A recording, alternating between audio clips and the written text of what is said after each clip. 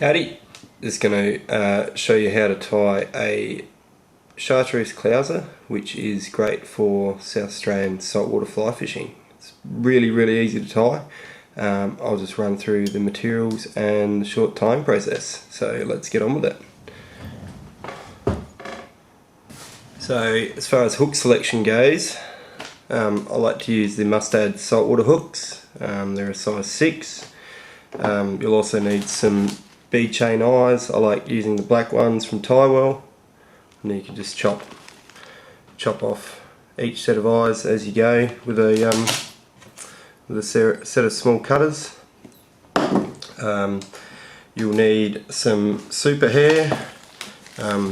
Different brands have different labels for it, but it's all the same sort of stuff. Going to be using obviously the chartreuse stuff. Also some crystal flash, which is that stuff. Comes in heaps and heaps of different colours, but I'm just going to use the UV pearl stuff because fish seem to like UV quite a bit. And some white thread, so just 6/0 white uni thread is the go. So I'll get on with it. First part of the process, get your hook out, stick it in the vise. Make sure it's clipped in tight and it makes a pinging sound, then you know it's not going to come out when you start tying. Start your thread by going on the back side of the hook and wrap it around a few times. Instead of chopping your thread, I just like to pinch it so it breaks off. Then simple case of getting your set of eyes, sit them on top of the hook and just figure 8 wrap over the top of your bead chain eyes until they're steady on there. So just wrap,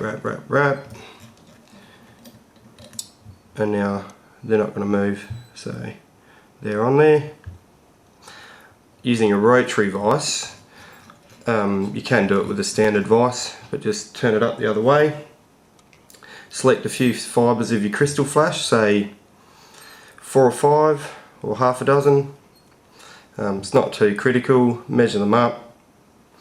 I like to measure them, pinch them together, and then simply just chop them, keeping all ends even. Put them on top of the hook and simply pull the thread down over the top of them so that they lie back like that. Select your your super hair, sorry. Just a nice bunch. Depending on whether you're fishing dirty water or clear water, you can make them thin, make them thick, it's up to you. I reckon I'll go about that much for today. Trim that off.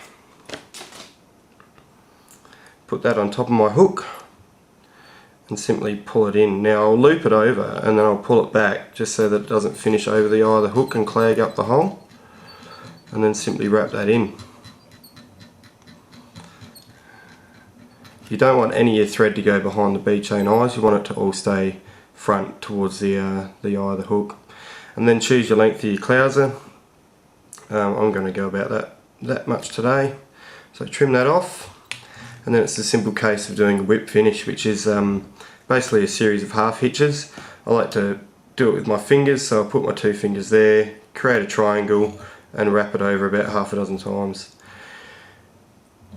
If that's a little bit too difficult, you can use the whip finish tool, or you can just do a simple series of half a dozen half hitches over the front of the fly, which I almost find more difficult, but it gets the same effect. Trim the thread off and there you have your clouser. So just a bit of varnish to go on the top so that when you have caught a few fish, your fly doesn't fall apart. And a well tied fly, you'll get well, you might even get up to 80 fish on each fly before it falls to bits, so they last for a very long time, especially if you use synthetic materials when you tie them. And that's it, let it dry, and that's your clouser for SA saltwater fishing.